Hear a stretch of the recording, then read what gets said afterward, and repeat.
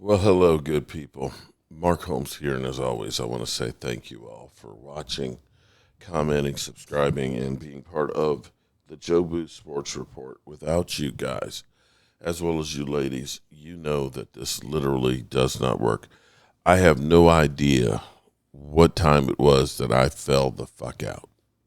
Sorry, Dad, but that's literally what happened. I know it was sometime 4:30, 5 o'clock that we got the news that Micah Parsons was traded.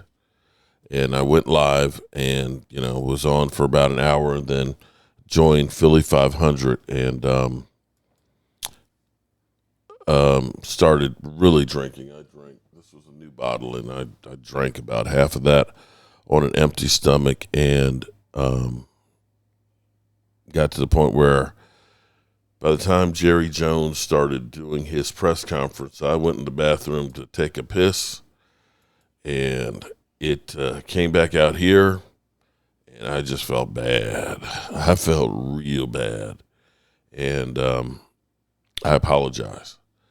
I only heard the beginning of what Jerry Jones had to say, his explanation, trying to say we can't stop the run, so we got rid of Micah. I have to do this to myself. I have heard from so many different Cowboy fans and even creators that are like, I'm just done with the Cowboys. I'm done. I've got to go elsewhere. It's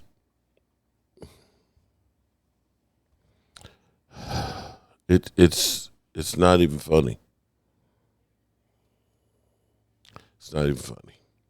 But I have to go ahead and do this to myself because the only way I'm going to heal is to recognize that as an organization, we are inept. We don't know what the hell we are doing.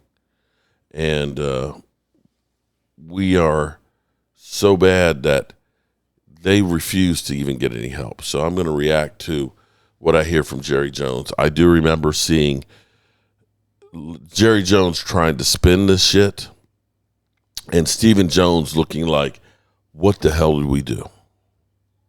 Let's get it on. This is for Jerry and obviously Stephen. Why did you decide to trade Micah Parsons? Well, without being too broad, obviously, we did think it was in the best interest of our organization, not only the future, but right now. You are a jackass. As well. We've gained a Pro Bowl player. We've gained a Pro Bowl player in an area that we had big concerns in, on the inside of our defense. Let me go beyond your question. First of all, I want to tell you that I really like Micah. I appreciate Jones the is years, like, what 4 the years hell? that we've had him here, and he's a great player, and so we are very appreciative of the fact that he's a great player. There's no question that I could have signed him in April, and so we all know that to have agreements, all parties have to agree. But this was by design. I did make Micah an offer. It wasn't acceptable, and I honor the fact that it wasn't done in the way that he wanted to do it through an agent. So he was made an offer. There's not an ounce of vindictiveness. There's no bad feelings on my part about the fact that we didn't come together on an agreement. The facts are, and we'll cover it, I'm sure, with many of your questions, but the facts are specifically we need to stop the run. And we haven't been able to stop the run at key times for several years. And when you have the kind of extraordinary pass rush that Michael had, then the way to mitigate that pass rush is to run at you. If the pass rush doesn't get you ahead pretty big time, and you're playing even or behind, then you've really got a problem in stopping the run. And so we have felt as we embark on changing things.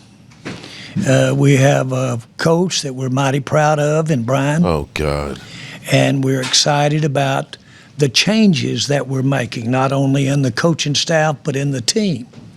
I think out of our 60 players that we would count as the actives and a percent of the practice squad, over 1/3 of those players are new. And so we are doing what I've said many times, that if you are the one that owns, and when you look in the mirror, you've got to change. And so that this was a very deliberate, as it played out, reflection on a key player that could bring us a lot of consideration. A lot of consideration now in the player that we got that can help us stop the run, and a lot of consideration in the future. Oh, God. A lot of capital that is required to build a team. It takes many players to be tried to play in the NFL. It takes 11 on the field at the same time. It takes a minimum of 30 or 40 at minimum to have both defense and offense, not including players that are involved in our special teams. So it takes more than one. And so you do have to allocate your resources, whether it be draft picks or whether it be finances. You have to allocate those resources. There was no question in our mind that Michael could bring us a lot of resources on a trade. That has been on my mind since we hired Brian. And so there was no question.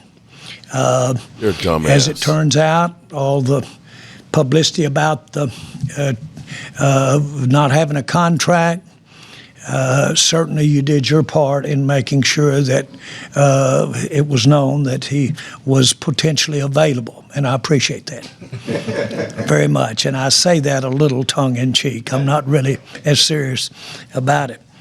But I will say this, that it was important that we did get, if we could get it, the kind of interest that we got in making a trade for Mike. Bro, he was an so asset stupid. that we got 4 great years out of. But when you are talking about making a contract the kind that he got and for the future, that's quite a commitment. And none of that counts about what he did those first 4 years. It all goes against what he can do for you in the future. I hope The length he of that ends up contract being, and maybe more. being one of the Well, greatest then you've of all got to time. really weigh how many players, and I'm just going to give you this. Not only do we immediately get a player, but those draft picks could get us, I'm talking top Pro Bowl type players, could. Not necessarily, you're going to be quick to say, you won't necessarily get those players. You got to He's trying draft to them or spin this acquire shit. But they could get us as few as 3 or as many as 5 outstanding players. Now, not only do they contribute in a game that needs a lot of players on the field, not to be elementary, but they also give you better odds that they're going to be a high percentage of those are going to be available, just from the standpoint of attrition or from the standpoint of just sheer limit on how far one player can go. Very few players are Dion playing 100 plays a game out there at the time. So this trade was not just thought about today. This trade has been going on in our minds and our strategies and being talked about. It's been going on all spring. It culminated today, and it came quick, but that's the way things go. It does happen fast when it happens. But you've laid a lot of water. I mean, you've laid a lot of things out there on the water to make it happen. I want to be sure that our fans understand. I think a lot of Micah, and I wish him so much success. I don't want him to have success when they play the Cowboys as much as I do want him to have overall success. But Micah Parsons did an outstanding job for us for 4 years. And a little bit of the way Herschel Walker may have had his greatest contribution to the Cowboys, what he brought to us when he left could be a tremendous thing for our fans and the success of this team. Kenny Clark, we really knew beginning this spring that if we could pick up a top interior defensive lineman just to offset not having a pass rusher, even though it's Micah. But where we're strong is in our pass rushing depth. And we knew if we could get an interior lineman that was at least something that would improve us right there on a top interior lineman. He comes in strong for us, and he comes in accomplished for us. And so we're glad to have him. It was a prerequisite. We went down the teams, and we only picked teams that had room on their cap that could pay Micah, and we only picked teams that had top tackles, interior tackles, that we wanted to have any dialogue with at all about a trade. That was the criteria of trading.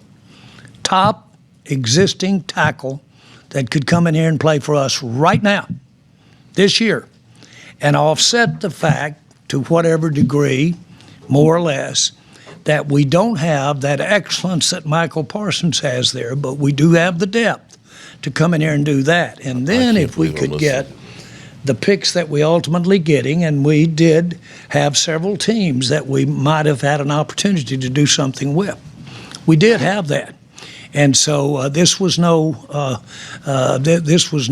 instantaneous happening this afternoon over about a 5-minute period.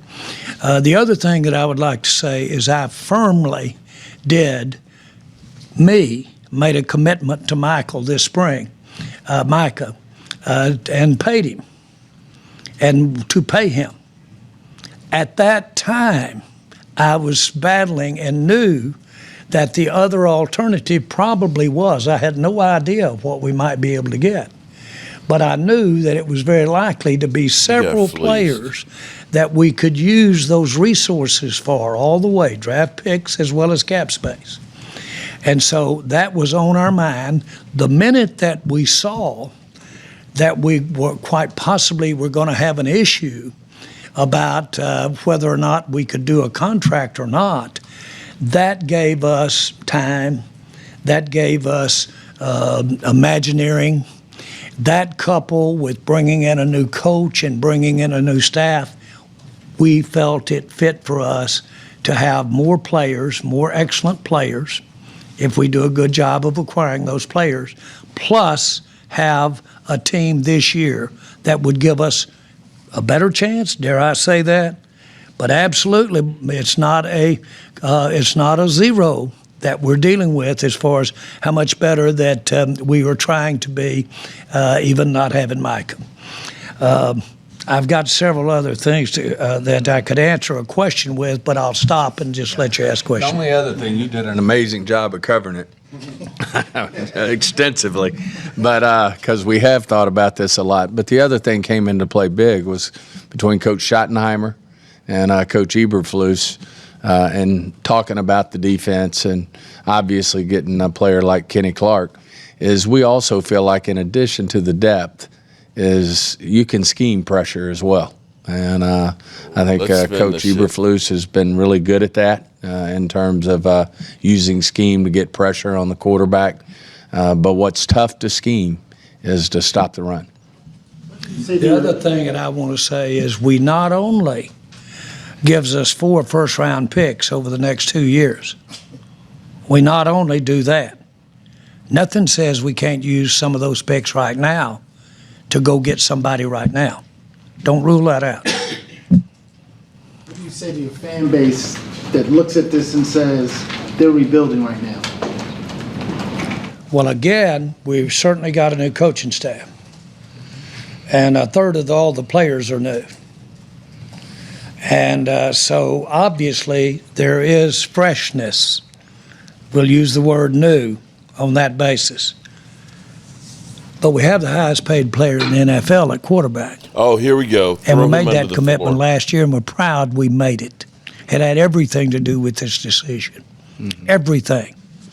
It is give us every opportunity with Dak Prescott and Lamb Here and we the go. base that we've got to win now. And so all you need to do, this would, I'm not so sure this would have been results had we not had Dak. But the fact that we have Dak, we need to stop the run. Yeah. We really do. We need to get the ball back. Well, that's why it was so important when you say that is Kenny Clark was a big part of this. And that was a part of winning right now. And we feel like when you look at, the frustration is we hadn't been able to win the big game in the playoffs, and we think it is a direct connection to not being able to stop the run. And we think Kenny Clark's going to be a big piece to that. And we felt like because of our depth on the edge, as well as the ability to be able to scheme pressure, that we could make up for Micah, because obviously he's elite at rushing the passer, that we could make up for that. And then in addition to it, as Jerry said so well, is we do now have 2 1s in each draft over the next 2 years, and nothing says we can't use one of those to improve the team this year, which we wouldn't rule out this year. Clarence Hill, DLLS Cowboys. Can you, from a timeline standpoint, when did you start negotiating with Green Bay, and when did you give them permission to talk to Mugaleta about a contract? Yeah, we're not. I'm not going to get into time frames at all, but we didn't have a deal until this afternoon. I'll tell you, I can say that much. The rest of it, it'd be hard to not characterize the dialogue so full of shit. to pick this call, this time, this time. We talked to Green Bay more than once, more than twice, several times. I can't do it. I just can't do it, man. You guys suck, man.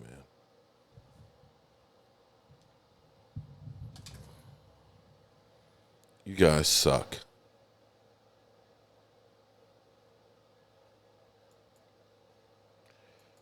You cannot blame the coach.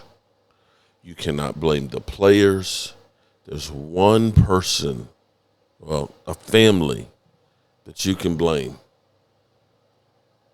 Jerry Jones. Understand, it's not about winning. It's about getting the clicks. We are in hell. I do believe if we're not being looked at, then I'll do my part to get us looked at. The beautiful thing for networks or, if you will, streaming companies is that the NFL is a 365-day-a-year interest factor. A lot of programming, you have to spend as much to make it, to promote it, as you do to make it. The Cowboys are a soap opera 365 The days. screening will begin When it gets slow, I'll start hearing. Please take your seats. And so it's wonderful to have the great athletes, have the great players, but there's something more there. There's sizzle, there's emotion, and if you will, there's controversy.